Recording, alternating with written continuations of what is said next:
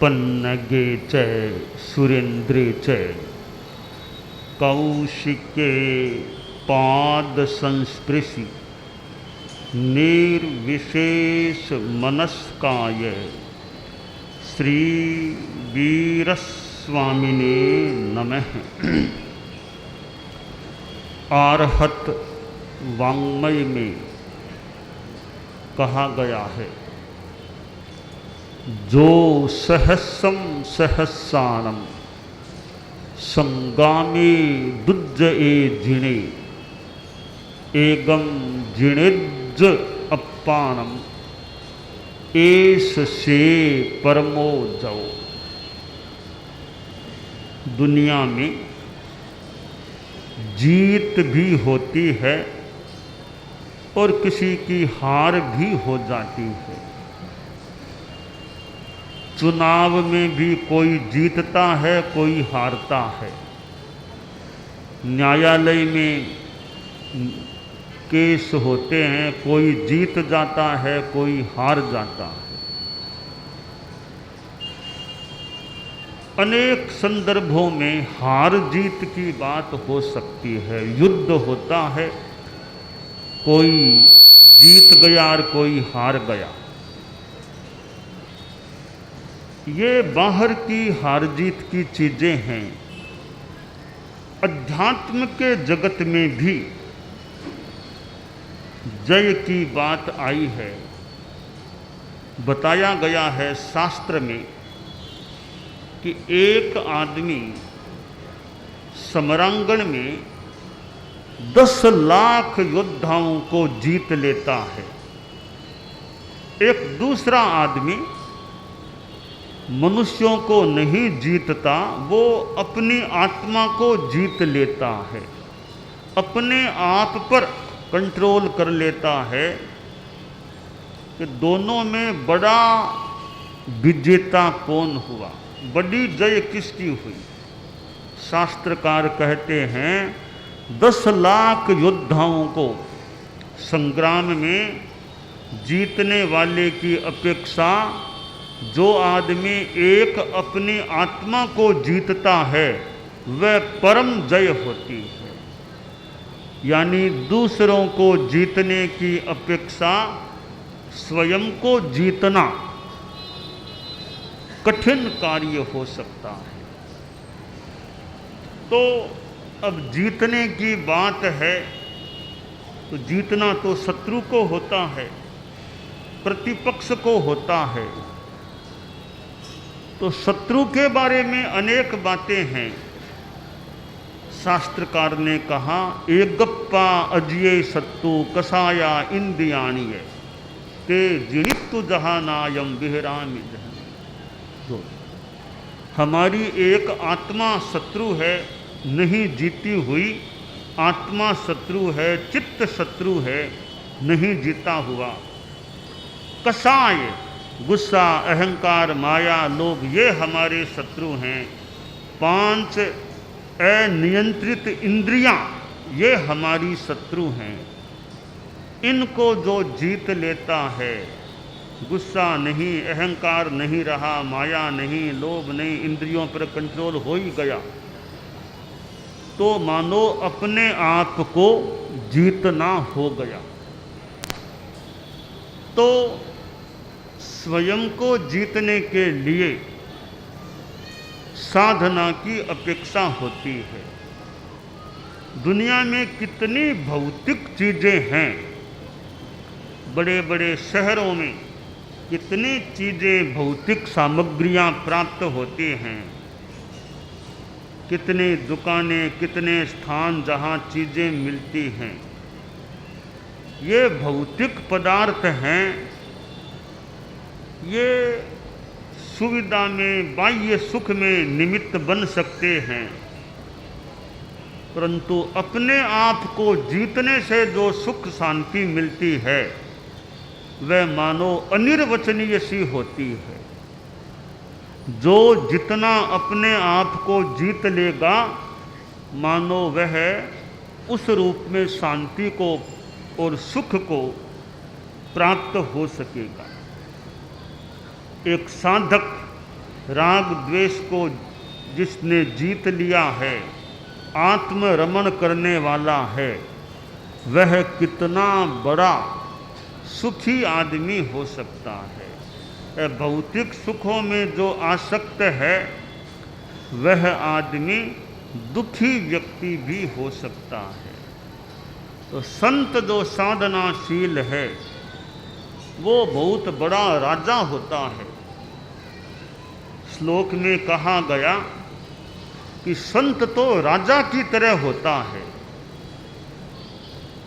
मही रम्या सय्या विपुल मुपधानम भुजलता वितानम चाकाशम, कि जो साधु होता है गजन मनुकूलोय मनिलह शरत चंद्रो दीपो विरति वनिता संग मुदित है सुखी शांत सेते मुनि रतनुभूतिर नृप इव। और आगे देखें तो एक राजा साधु के सामने प्रणत हो जाता है, साधु के सामने मस्तक झुका लेता है। जो राजा इतना स्वाभिमानी होता है हर किसी के सामने झुकता नहीं है, क्योंकि हमारा ये उत्तम अंग है, मस्तक है। या फिर स्वाभिमानी आदमी हो हर किसी के सामने थोड़ी मस्तक झुका देगा कि मैं भी आखिर एक अपने स्तर का हूँ, मैं ऐसे कैसे झुक जाऊँ। फिर राजा महाराजा जो अपने राज्य का सम्राट है वो हर किसी के सामने कैसे झुके। पर कई राजा महाराजा ऐसे लोग हैं वे संत के सामने मस्तक झुका देते हैं। राष्ट्रपति, प्रधानमंत्री और भी बड़े बड़े मुख्यमंत्री, राज्यपाल आदि भी संत के सामने मस्तक झुका देते हैं। और यो कई लोग तो संत के पैर में मस्तक रख देते हैं, पैर का स्पर्श मस्तक से करते हैं। बड़े धनवान हैं, पैसे वाले हैं, नौकर चाकर उनके आसपास रहते हैं, कितने कर्मचारी उनके अधीन हैं। ऐसे सेठ हैं, संपत्ति वाले धनाढ्य लोग हैं, वे संत के पैर में मस्तक लगाकर संत के चरण का स्पर्श करते हैं। तो इसका मतलब क्या हुआ, राजा भी जिसके सामने झुकते हैं तो वो राजा है, तो संत तो महाराजा हो गया। संत महाराजा, कि जिसके सामने राजा भी झुके वो महाराजा। इसीलिए आप लोग भाषा में बोलते हैं महाराज महाराज महाराज, तो महाराज हो गए ना महाराज। जिसके सामने राजा भी झुके वो महाराजा कहला सकता है, हो सकता है। तो संत के पास और है क्या? पैसा भी मान लो संत के पास नहीं है। आप लोगों में कोई मान लो बहुत ही कमज़ोर स्थिति के लोग हैं अर्थ की दृष्टि से, उनके पास भी 1000 5000 कुछ तो रुपये मिल सकते हैं ना। जो कमज़ोर हैं, बहुत गरीब हैं, उनके घर में भी 5000 10,000 कुछ तो रुपये मिल सकते हैं ना। पर साधु के पास 5000 तो दूर, 5 रुपये भी नहीं, 1 रुपया भी नहीं। तो संत के पास, संत तो उस गरीब आदमी से भी माँ गरीब हो गया जिसके पास 1 रुपया भी नहीं है। तो संत को गरीब कह दें भले, संत गरीब क्या, अकिंचन है, फकीर अकिंचन है। और संत कैसा, फिक्र का फाका करे ताको नाम फकीर। जो कोई फिक्र नहीं करता, चिंता नहीं, फिक्र का भी फाका कर गया, वो फकीर होता है, संत होता है। तो संत के पास मान लें पैसा नहीं है, मकान भी संत के मालिकाना में नहीं है, गरीबों के पास भी कईयों के थोड़ी झोंपड़ी मिल जाए, छोटा मोटा कमरा मिल जाए, या लुहारों का गाड़ा, तो कोई गाड़ा मिल जाए उनके रहने के लिए, सामान रखने के लिए। संत के पास अपना कोई छोटा फ्लैट भी नहीं है, मान लो 2 कमरों वाला भी फ्लैट साधु के मालिकाना में नहीं है। तो कितने अकिंचन हैं संत, अनगार हैं, अपना कोई घर नहीं है। तो इस माने में देखें तो संत तो राजा क्या, सामान्य आदमी से भी मानो हल्के हैं। कोई मकान नहीं अपने मालिकाना में, पैसा नहीं, जमीन नहीं, भौतिकता के इतने साधन भी उनके मालिकाना में नहीं। इसके बावजूद संत महाराजा है, महाराजा, राजा से भी बड़ा महाराजा है संत। क्योंकि संत राजा के अधीन, मान लो लाखों लोग राजा के अधीन हो सकते हैं, पर संत के अधीन लाखों लोग तो मान लो इस उस रूप में न भी हों, पर अपनी आत्मा को अधीन बना लिया। जिस साधु ने अपने मन को अपने अधीन बना लिया, उसने बहुत बड़ा काम कर लिया। राजा के अधीन और लोग तो हो सकते हैं, पर राजा के अधीन खुद का मन है या नहीं, खुद की चेतना है या नहीं, वो नहीं है तो वो राजा तो है पर महाराजा नहीं है एक दृष्टि से। तो महाराजा तो संत है जिसने अपने मन पर कंट्रोल कर लिया, त्याग का जीवन स्वीकार कर लिया है। तो अपने आप को जीतने के लिए त्याग का रास्ता अपनाना आवश्यक होता है कि जीवन में त्याग आए। संस्कृत में जो है, नहीं राग समम दुखम नहीं त्याग समम सुखम, कि राग के समान दुख नहीं होता है और त्याग के समान सुख नहीं होता है। तो साधु त्यागी हों, त्यागी, गृह त्यागी, धन त्यागी, मोह त्यागी, इन चीज़ों का, घर का त्याग करने वाला, मोह का त्याग करने वाला, धन का त्याग करने वाला, ऐसा जो संत होता है, अपने आप में मस्त रहने वाला, कोई जिसको ऐसे चिंता न हो, कल की भी चिंता नहीं, आज जो मिला उसमें संतुष्ट हैं, ऐसे त्यागी महात्मा संत जो खूब आगे बढ़े हुए हैं, जिन्होंने अपने आप पर बहुत काबू कर लिया है, अपने मन को मानो जीत लिया है, तो वैसे संत राजा होते हैं, राजा महाराजा होते हैं। तो ये दुनिया के राजा, उनका अपना महत्व है, दुनिया में उनका महत्व है, पर अध्यात्म की दुनिया में महाराजा का महत्व है। वे महाराजा जिन्होंने अपने मन को जीत लिया है और त्याग संयम का पथ स्वीकार कर लिया है। परम पूज्य आचार्य तुलसी छोटी उम्र में, बालावस्था में संत बन गए, मानो महाराज बन गए, संत बन गए तो महाराज बन गए। जीवन के 12वें वर्ष में उन्होंने परम पूज्य कालूगणी के पास मुनि दीक्षा स्वीकार कर ली थी और एक त्याग संयम का रास्ता लिया। उन्होंने फिर कितनों को यह मुनि दीक्षा प्रदान कर दी। सैकड़ों सैकड़ों व्यक्ति उनके पास दीक्षित हुए, दीक्षा ली।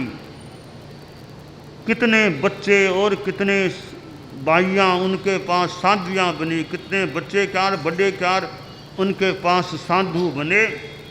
तो वे तो जो महाराज कहलाते हैं उनके भी राजा बन गए थे, आचार्य बन गए थे बाद में। तो जो महाराज कहलाने वाले मुनि हैं वो महाराज के भी महाराज हो गए थे, उनके भी मालिक हो गए थे, नेता हो गए थे, अधिशास्ता बन गए थे।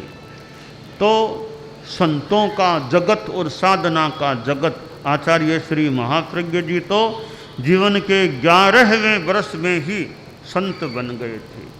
तो जिंदगी में संतता आ जाना बड़ी बात है, संत बन जाना, संयम रत्न को प्राप्त कर लेना, यह बड़ी बात होती है।